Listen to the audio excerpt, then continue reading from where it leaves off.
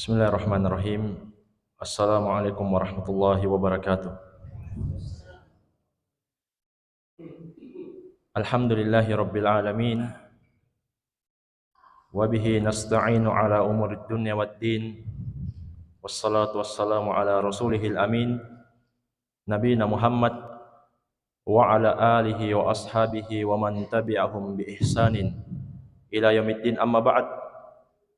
Fa ikhwani fid din wa akhwati fillah, kaum muslimin dan muslimat yang saya cintai dan saya muliakan, rahimani wa rahimakumullah. Kita kembali bersyukur kepada Allah Subhanahu wa taala yang sampai hari ini terus mencurahkan kepada kita nikmat demi nikmat. Allah Subhanahu wa taala masih melimpahkan kepada kita nikmat umur sehingga kita bisa menegakkan salat maghrib secara berjamaah. Nikmat umur ini jamaah sekalian termasuk nikmat yang harus kita syukuri. Nikmat sehat, nikmat waktu luang. Kemudian kita lanjutkan sejenak dengan duduk-duduk mempelajari agama Allah Subhanahu wa taala. Apalagi jamaah sekalian, tidak lama lagi insyaallah taala kita akan berjumpa dengan Ramadan. Iya. Ibnu Rajab rahimahullah dalam Lataiful Ma'arif beliau mengatakan, kanu yad'un Allah sittata ashhur. Dahulu para ulama salaf 6 bulan sebelum datang Ramadan, yad'un Allah, terus menerus berdoa kepada Allah, minta kepada Allah ayyuballighahum Ramadan, agar supaya Allah memberikan umur kepada mereka bisa sampai ke bulan Ramadan. Iya, 6 bulan jamaah sekalian. Jadi nikmat umur ini wajib kita syukuri, dan kita berdoa kepada Allah, berharap hanya kepadanya agar supaya Allah Subhanahu wa taala memberikan kita kesempatan untuk berjumpa dengan Ramadan, bulan yang Allah berkahi, bulan yang seseorang itu insyaallah taala mudah dalam melakukan kebaikan. Iya. Bahkan Nabi sallallahu alaihi wasallam mengatakan, man shoma ramadhana imanan wa ihtisaban ghufira lahu ma taqaddama min dambi. Wa man qama ramadhana imanan wa ihtisaban ghufira lahu ma taqaddama min dambi. Siapa yang berpuasa di bulan Ramadan karena iman dan ihtisab, semata mengharap pahala.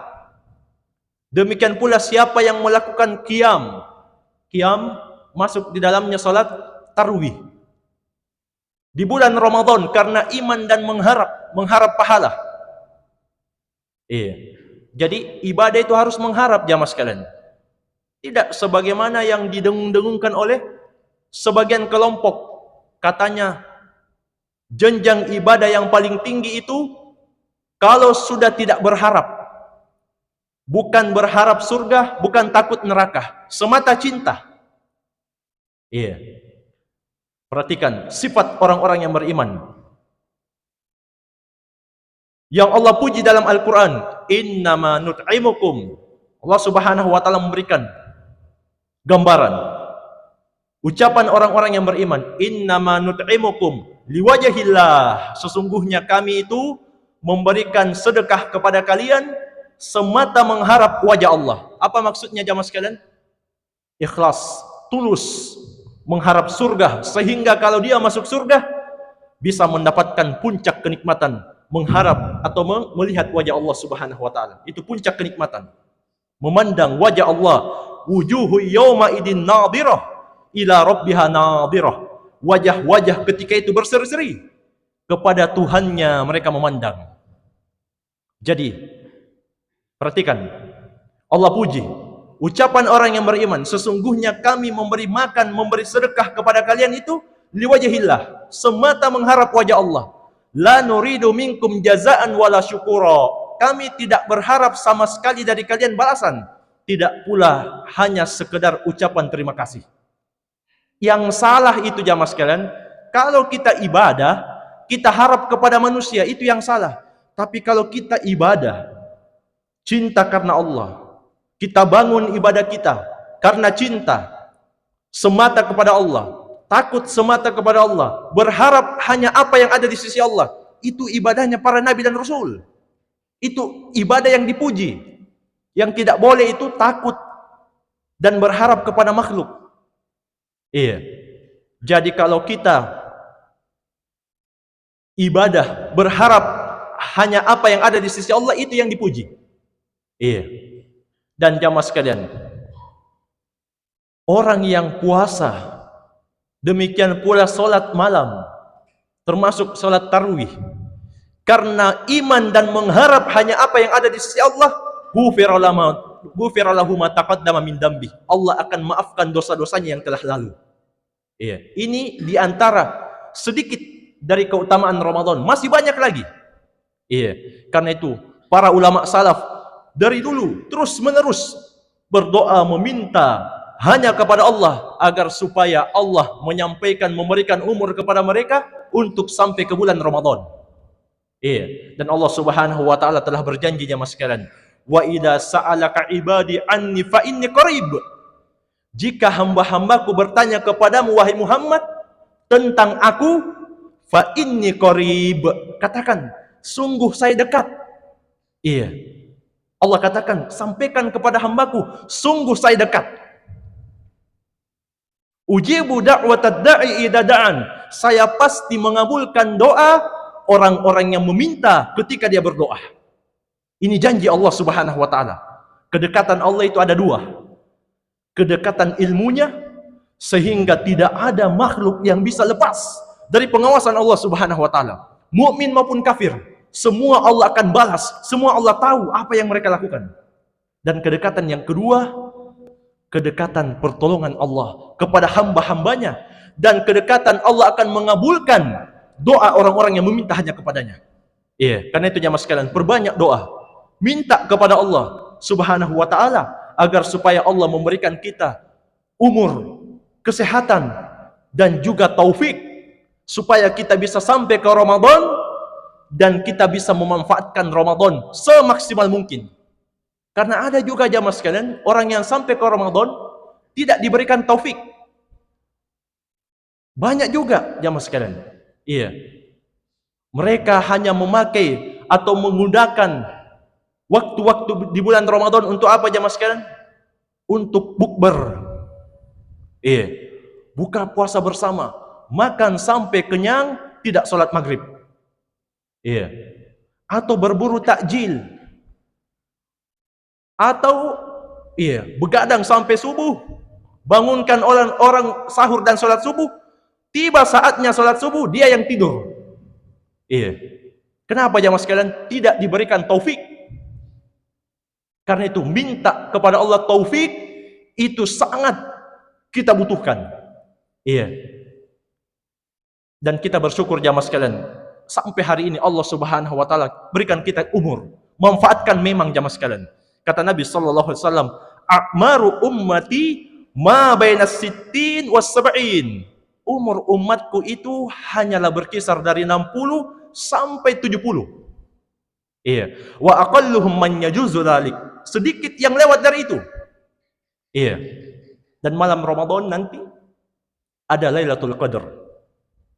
Lebih baik beribadah di malam itu daripada beribadah 1000 bulan yang di bulan tersebut tidak ada Lailatul Qadar. Iya.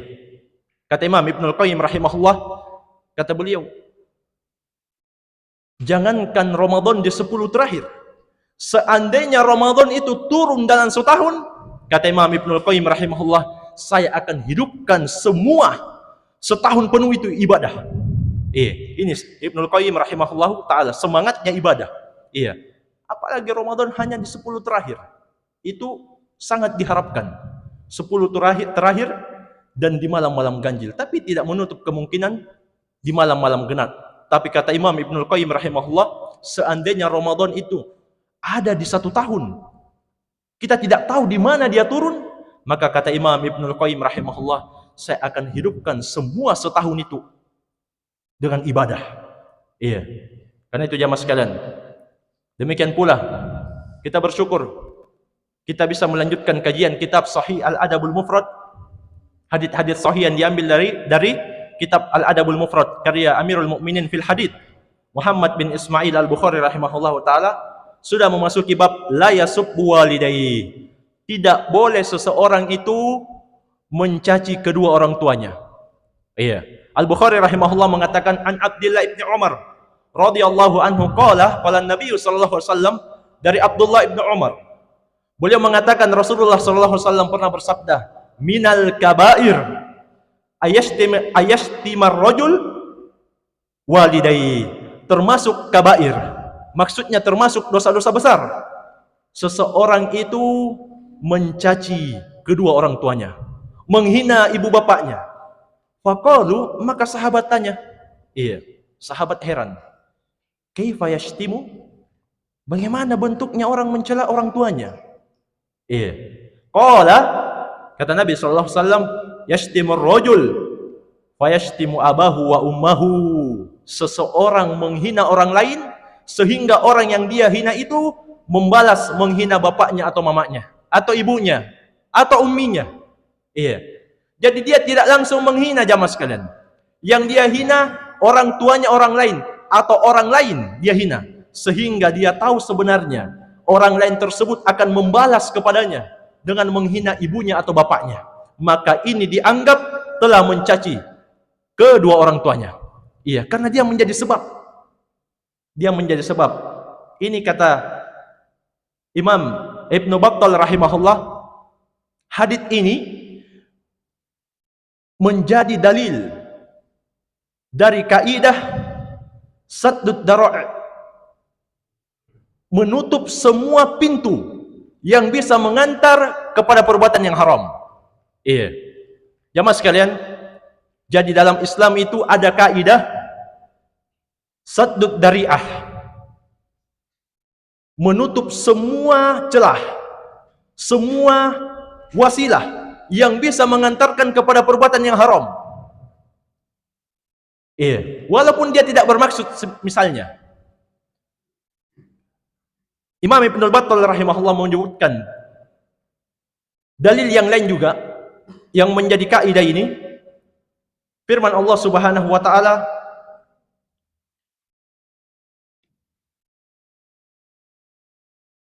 dalam surah Al-An'am di ayat yang ke-108. Allah Subhanahu wa taala berfirman, "Wala tasubbul ladzina yad'una min dunillah fayasubbullah adwan bighairi ilmin." Jangan kalian mencaci, jangan kalian menghina sesembahan-sesembahan selain Allah, sehingga mereka itu membalas menghina Allah Subhanahu wa taala karena pelampauan batas dan kebodohan. Jamaah sekalian, Al-Baghawi rahimahullah dalam tafsir beliau mengatakan fadhahirul ayah wa in kana nahyan an sabbil asnam fa haqiqatuhun nahyu an sabbillah li'annahu sababun lidzalik. Zahirnya ayat ini, walaupun sebenarnya larangannya itu jangan kalian menghina asnam. Asnam itu Tuhan-Tuhan kaum musyrikin, sesembahan-sesembahan selain Allah. Dilarang untuk menghina mereka, tapi hakikatnya ini larangannya menghina Allah Subhanahu wa taala. Jamaah sekalian, As-Sa'di rahimahullah juga dalam tafsir beliau mengatakan, menghina sesembahan selain Allah itu sesuatu yang boleh, bahkan disyariatkan, karena semua yang disembah selain Allah batil. Allah sendiri yang mengatakan, semua yang disembah selain Allah adalah sesembahan yang batil. Tidak ada sesembahan yang hak kecuali Allah. Tapi menghina mereka ini, berhala-berhala ini, semua yang disembah selain Allah, menghinanya, yang mengakibatkan Allah dihina, dicaci, maka dilarang di dalam syariat. Kenapa jamaah sekalian? Karena kaum musyrikin bisa membalas menghina Allah Subhanahu wa taala karena kebodohan dan pelampauan batas. Makanya jamaah sekalian, ini kaidah yang sangat penting ini. Semua perbuatan yang bisa mengantarkan kepada yang haram harus ditutup, walaupun pelakunya tidak bermaksud. Karena itu pernah ada seorang bertanya kepada Nabi sallallahu alaihi wasallam. Dia bernazar. Apa itu bernazar? Kalau orang sini bilang at-tinja. Dia mewajibkan suatu ibadah yang tidak wajib sebenarnya dia lakukan. Iya. Misalnya ada orang bilang, kalau anak saya lulus, iya, maka saya akan bersedekah. Ini nazar, wajib. Iya. Pernah ada di masa Nabi. Thabit bin Dhahak radhiyallahu anhu menceritakan, nadara rajulun ayyan haraibilan bibuana. Ada seseorang yang bernazar untuk menyembelih seekor unta di Buana. Ada tempat namanya Buana.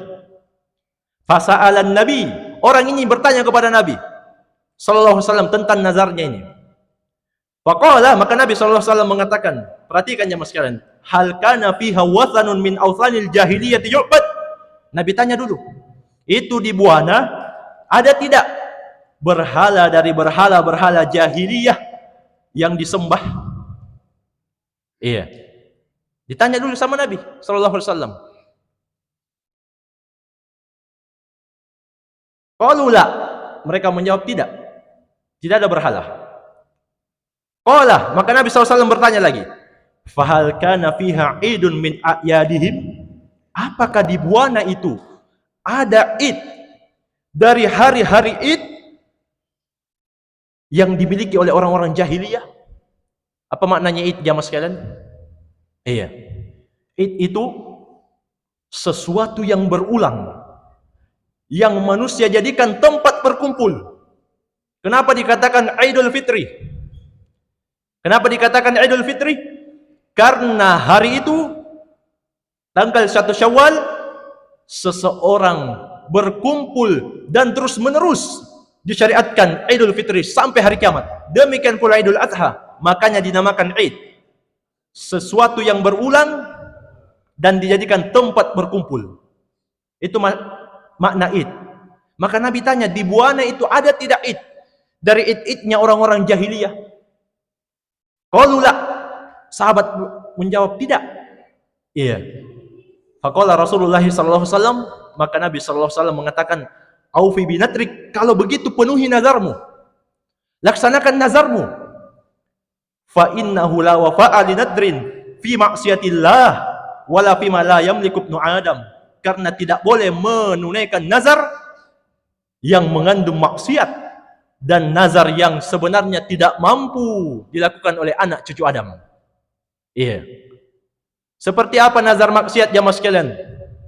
Kalau ada orang yang mengatakan, kalau proyek ini gol, iya, kalau proyek ini lolos, kita minum-minum. Ini nazar maksiat. Minum-minum apa maksudnya jamaah sekalian? Khamar. Iya, bukan minum-minum kopi. Kalau minum-minum kopi tidak masalah, alhamdulillah. Iya, mubah. Minum-minum kopi. Iya. Tapi ini kalau proyek ini gol, apa katanya? Kita minum-minum. Ini nazar maksiat, tidak boleh ditunaikan. Iya. Demikian pula nazar yang tidak mampu dilakukan. Apa contohnya? Iya. Misalnya dia bilang, kalau saya sembuh dari sakit saya ini, saya akan sedekahkan motornya adekku. Iya, tidak boleh jamaah sekalian. Iya, dia tidak mampu, bukan dia yang punya. Itu tidak boleh ditunaikan. Nazar maksiat dan nazar yang tidak mampu dilakukan oleh anak Adam. Dan para ulama menjelaskan, mereka wajib membayar kafarah. Apa kafarahnya? Sama dengan kafarah sumpah yang Allah sebutkan dalam Al-Quran. Kalau dia tidak menunaikan nazarnya, maka dia wajib memberi makan 10 orang miskin, atau memberi pakaian 10 orang miskin, atau memerdekakan seorang budak. Kalau tidak mampu, dia berpuasa 3 hari. Iya. ini kafarah nazar. Jamaah sekalian, dan juga perlu kita ingat, kata Nabi sallallahu alaihi wasallam, "Innan nadra la ya'ti bi khair." Sesungguhnya nazar itu tidak mendatangkan kebaikan. Iya, sebagian orang salah paham jamaah sekalian. Katanya kalau sudah nazar ini pasti akan dikabulkan. Kalau tidak nazar, Allah tidak akan beri. Ini naudzubillah, sangkaan buruk. Iya, harus dulu bernazar. Kata Nabi, sesungguhnya nazar itu tidak mendatangkan kebaikan. Wa innama yustakhraju bihi minal bakhil. Sesungguhnya nazar itu hanyalah keluar dari orang-orang yang bakhil, orang-orang yang seke. Iya. Kenapa dikatakan seke oleh Nabi SAW? Nanti ada maunya baru berbuat baik. Iya. Kalau saya sembuh, saya akan bersedekah. Kalau tidak sembuh, tidak bersedekah. Iya. Nanti ada maunya, baru dia beramal soleh. Makanya para ulama mengatakan nadar itu hukumnya makruh. Sebagian bahkan mengatakan haram. Iya. Tapi seandainya sudah diucapkan, kalau saya begini, saya akan begini, maka sudah wajib. Iya.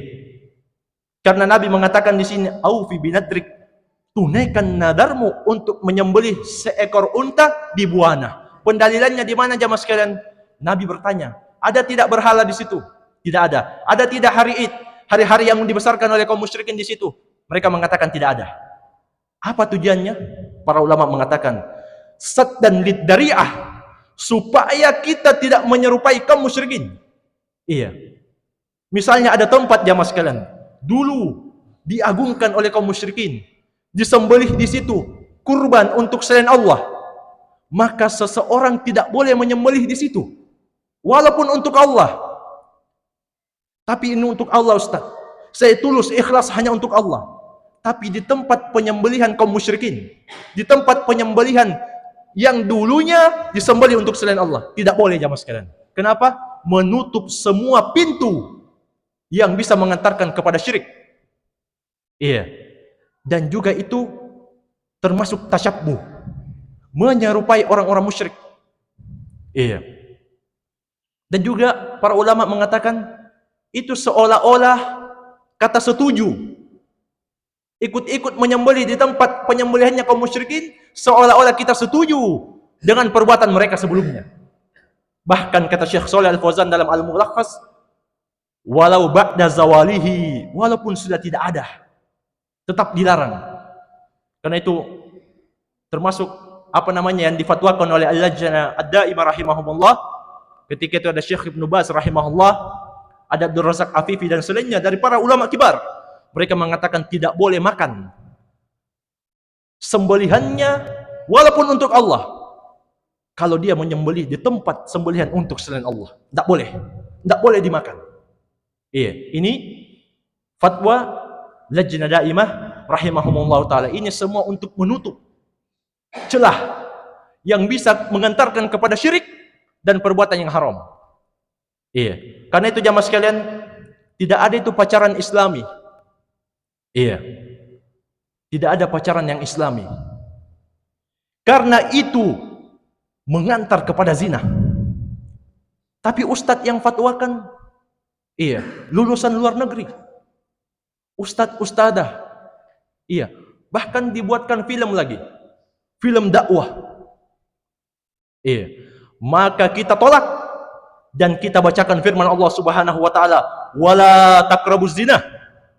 Tegas Allah Subhanahu wa taala berfirman dalam surah Al-Isra di ayat yang ke-32, jangan kalian dekat-dekat zina. Iya. Katanya pacaran Islami itu untuk ta'aruf. Iya. Dia tidak pegang-pegang, Ustaz. Jadi laki-lakinya itu di sana di pojok, nanti 2 meter itu perempuannya. Iya, kalau kita lihat. Kalau sudah tidak dilihat, maka kata Nabi SAW yang ketiganya setan. Iya. Perhatikan firman Allah, wala taqrabuz zina, jangan kalian dekat-dekat zina. Kata Syi'di rahimahullah, wan nahyu an qurbanihi ablah minan nahyi an mujarradi fi'lihi. Larangan untuk dekat-dekat ini lebih dalam daripada sekedar larangan jangan melakukan zina. Kenapa jamaah sekalian? Li'anna dalika yashmulun nahya an jami'i muqaddimatihi wa dawa'i. Karena larangan dekat-dekat zina itu mencakup semua larangannya, baik muqaddimahnya, pembukaannya, tipis-tipisnya, dan semua yang bisa mengantar kepada zina. Semua Allah larang. Iya. Dan ustadz atau ustadzah yang memfatwakan ada pacaran yang islami, maka hakikatnya dia tidak sayang kepada umat. Iya. Tidak perhatian kepada generasi bangsa, penerus bangsa ini. Iya. Karena itu jamaah sekalian, kalau kita mau bangsa ini sukses, ikuti hidupnya Nabi Muhammad SAW. Iya. Jadi jangan terlalu jauh mencari kesuksesan.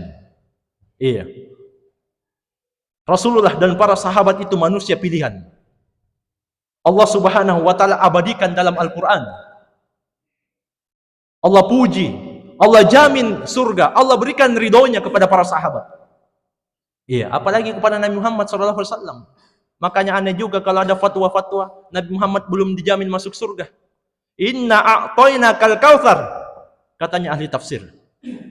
Allah tegaskan, sesungguhnya kami memberikan engkau wahai Muhammad al-kautsar, sungai di surga. Kalau bukan untuk Nabi Muhammad, sungai di surga ini untuk siapa? Kalau beliau tidak dijamin masuk surga. Fasalli li rabbika wanhar, salatlah engkau wahai Muhammad hanya untuk Rabbmu, wanhar, dan berkurbanlah hanya untuknya. Jelas dalilnya, ayatnya. Iya. Nabi SAW mengatakan jamaah sekalian, la usafihun nisa, saya tidak pernah berjabat tangan dengan perempuan. Iya. Ini bantahan untuk orang-orang yang mengatakan tidak mengapa film, yang penting masuknya dakwah. Iya. Mereka pun membuat acara yang di dalamnya bercampur baur laki-laki perempuan, bahkan sampai peluk-pelukan jamaah sekalian. Iya. Aisyah pernah mengabarkan, wallahi demi Allah, ma massat yadu Rasulullah sallallahu alaihi wasallam yadam ra'atin qat, tangannya Rasulullah sallallahu alaihi wasallam tidak pernah sedikit pun menyentuh tangan seorang perempuan. Maka na yubayi'uhunna illa bil kalam. Kalau ada para muslimah wanita sahabiat datang untuk membaiat Nabi, hanya dengan ucapan, bukan dengan jabat tangan.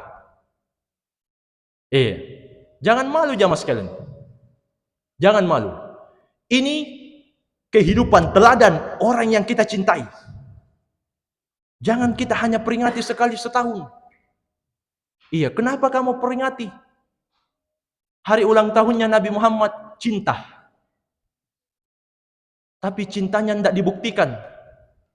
Iya.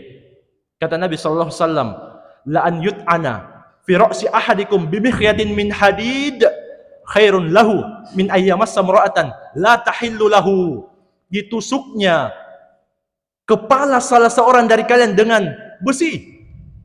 Ditusuk kepala salah seorang dari kalian dengan besi, kata Nabi. Itu masih lebih baik daripada dia harus pegang-pegangan, sentuh-sentuhan dengan perempuan yang tidak menjadi mahramnya. Iya. Yang bukan mahramnya. Bukan mahram. Sebagian orang bilang bukan muhrim. Iya. Kalau muhrim, orang yang akan melakukan umroh atau haji, ihram. Jadi bukan kata-katanya bukan muhrim, tapi bukan mahram. Iya. Bukan mahram. Jamaah sekalian, Asy-Syaikh Ibnu Baz rahimahullah ketika beliau menjelaskan hadis ini, kata beliau, fahuwa min babit tahdzir. Iya. Ini termasuk tahdzir. Jadi Nabi juga mentahdzir. Iya. Jadi istilah jamaah tahdzir itu ditinggalkan. Tidak cocok. Karena Nabi juga mentahdzir. Mentahdzir dari mana jamaah sekalian? Dari menyentuh wanita yang bukan mahram. Bahkan Nabi di hadits yang lain sallallahu alaihi wasallam mengatakan, la'natullahi 'alal yahudi wan nasara ittakhadhu qubur anbiya'ihim masajid. Allah melaknat Yahudi dan Nasrani yang menjadikan kuburan para nabi mereka sebagai tempat ibadah. Nabi mentahdir. Nabi tahdir orang-orang Yahudi dan Nasrani. Iya. Nabi dikatakan jama tahdir. Siapa yang berani mengatakan Nabi jama tahdir? Yang tidak boleh itu jamaah sekalian, tahdir serampangan. Itu yang tidak boleh. Sesama ahlus sunnah tapi ditahdir. Iya. Jangan datang di situ, jangan datang di kajiannya. Kenapa? Mubtadi'. Dia ahlul bid'ah. Iya. Subhanallah. Padahal sama-sama ahlus sunnah, sama-sama dai sunnah, sama-sama juga gurunya di Timur Tengah. Hanya karena berbeda apa jamaah sekalian? Hanya karena beda masjid. Iya. Atau beda radio, atau beda frekuensi, iya, atau beda markas. Ini tidak cocok, tidak pantas. Nabi SAW mengatakan, inna syaitan qad aisa ayya'budahul musallun fi jaziratil Arab. Sesungguhnya setan itu sudah berputus asa untuk memecah belah orang-orang yang salat di jazirah Arab. Walakin fit tahrishi bainahum, akan tetapi setan tidak pernah berputus asa untuk memecah belah mereka. Terus menerus setan akan memecah belah ahlus sunnah. Iya, karena itu jangan jadi pembantu setan. Iya. Siapa itu pembantu setan? Yang menghalangi orang untuk belajar, yang mentahdir gurunya, yang mentahdir majelis ilmunya. Iya. Ini nuwabu iblis fil ard. Siapa yang bilang? Imam Ibnul Qayyim rahimahullah. Bukan saya. Iya. Jadi kalau mau disalahkan, jangan salahkan saya. Saya salahkan Syekh atau Imam Ibnul Qayyim rahimahullahu ta'ala. Iya. Jadi kata Syekh Ibnu Baz, tidak boleh menyentuh lawan jenis. Ditusuknya kepala salah seorang dari kalian, kata Nabi SAW, itu masih lebih baik. Kata Syekh Ibnu Baz ini dari tahdir. An massin nisa al-ajnabiyah al-ajnabiyat, dari menyentuh perempuan-perempuan yang asing, yang bukan mahramnya. Maksudnya yang tidak ada hubungan rahim dengannya. Iya, bukan tantunya, bukan kakaknya, bukan adiknya, bukan ibunya.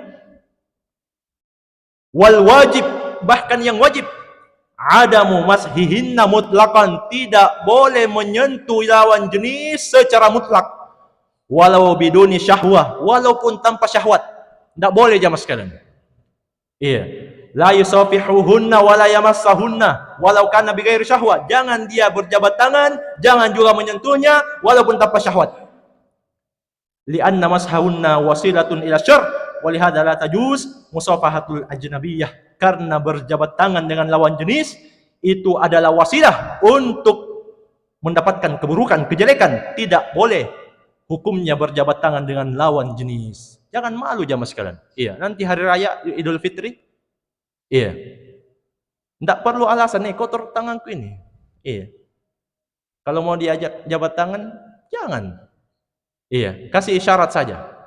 Kalau dia bilang, tahu nak jadi ustadz, iya, itu satu kali saja dia bilang begitu. Setelah itu sudah tidak ada lagi komentarnya. Iya, harus berani. Iya, tapi tidak enak ustadz. Kita harus lebih tidak enak kepada Allah. Iya. Allah itu yang harus lebih ditakuti jamaah sekalian. Allah yang harus lebih ditakuti.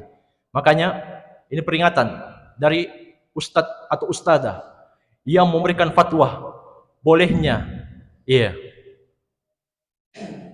apa namanya, ta'aruf katanya dengan cara yang islami. Bagaimana itu pacaran yang islami? Ini semua orang-orang yang tidak sayang kepada umat. Iya. Bahkan sampai difilmkan jamaah sekalian. Iya. Itu yang berperan di situ suaminya orang, istrinya orang.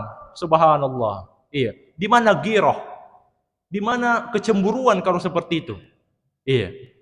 Orang yang seperti itu membiarkan pasangannya seperti itu, tidak sayang kepada keluarga. Tidak sayang. Alasannya apa? Untuk wasilah dakwah, untuk dakwah anak muda. Iya. Karena itu kata Syekh Rabi' Habibullah, ar-raqs wat tamthil wal anashid hadhihi yaqulun annaha wasailu dakwah. Tarian, film, dan nyanyian mereka klaim sebagai wasilah dakwah. Kemudian kata Syekh Rabi, fahal kana as-sahaba yuraqqisuna wa yumathiluna? Kalau kita lihat, apakah para sahabat menari-nari? Mereka bikin film? Padahal mereka mampu juga para sahabat. Pernah tidak mereka lakukan, kata Syekh Rabi? Tidak pernah. Hadil wasail fasidah. Kalau begitu ini wasilah yang rusak. Linakul batilahu wa ma tajuz. Hendaklah kita sampaikan itu hukumnya batil dan tidak boleh.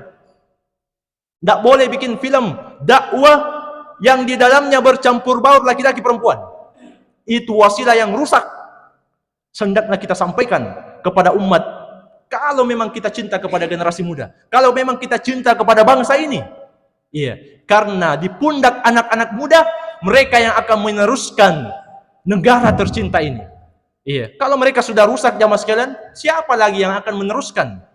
Iya, ini secara ringkas faedah yang bisa kita ambil pada malam hari ini. Sebenarnya masih ada lagi, tapi waktu Isya sudah dekat. Iya, mungkin ada yang perlu dipertanyakan, saya persilahkan.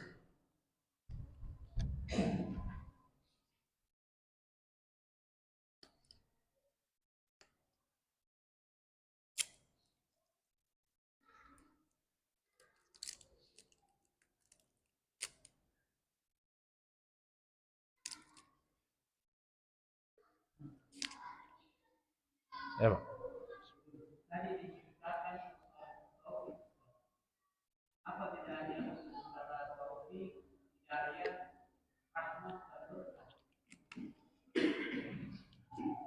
Taufik, rahmat, dan berkah. Taufik, apa Pak? Taufik, rahmat, hidayah, dan berkah. Taufik, rahmat, hidayah, dan berkah. Iya, insyaallah. Susah juga pertanyaannya. Iya. Taufik itu jamaah sekalian. Tadinya orang tidak sholat, setelah Ramadan dia sholat. Iya, jangan diejek. Baru kelihatan. Iya, jadi kalau ada tetangga yang sholat Ramadan, jangan diejek jamaah sekalian. Iya, kenapa baru kelihatan? Iya, justru kita harus doakan, semoga Allah memberikan kita taufik dan dia, agar supaya bisa tetap sholat walaupun di luar Ramadan. Itu taufik. Tadinya tidak sholat, jadi sholat. Dan semata taufik hanya dari Allah. Iya. Kemudian rahmat. Rahmat itu lawan dari laknat. Iya. Jadi kalau laknatullahi 'alal yahudi wan nasara ittakhadhu qubur anbiya'ihim masajid. Allah melaknat Yahudi dan Nasrani yang menjadikan kuburan nabi mereka sebagai tempat ibadah. Laknat maksudnya dimurkai, dijauhkan dari rahmat. Iya, dijauhkan dari sayang. Itu artinya rahmat, lawan dari laknat. Kemudian apa tadi? Taufik, rahmat, hidayah. Iya. Hidayah itu bagian dari taufik. Hidayah juga terbagi dua. Hidayatul taufik wa hidayatul bayan. Hidayah taufik itu yang tadi kita sebutkan. Tadinya orang tidak sholat, Ramadan datang sholat. Iya. Dia dapat hidayah, dia dapat taufik. Tapi ada hidayah yang kedua, hidayatul bayan, hidayah penjelasan. Inilah yang dimaksud dalam firman Allah Subhanahu wa taala, wa innaka latahdi ila siratim mustaqim. Sesungguhnya engkau Muhammad benar-benar memberi hidayah, benar-benar memberikan hidayah, maksudnya hidayah penjelasan, hidayah ilmu kepada jalan yang lurus. Itu diantara makna hidayah. Kita ajak orang belajar, bagikan buku-buku, ceramah-ceramah kajian, sehingga dia mendengarkan siraman rohani. Dia mendengarkan penjelasan.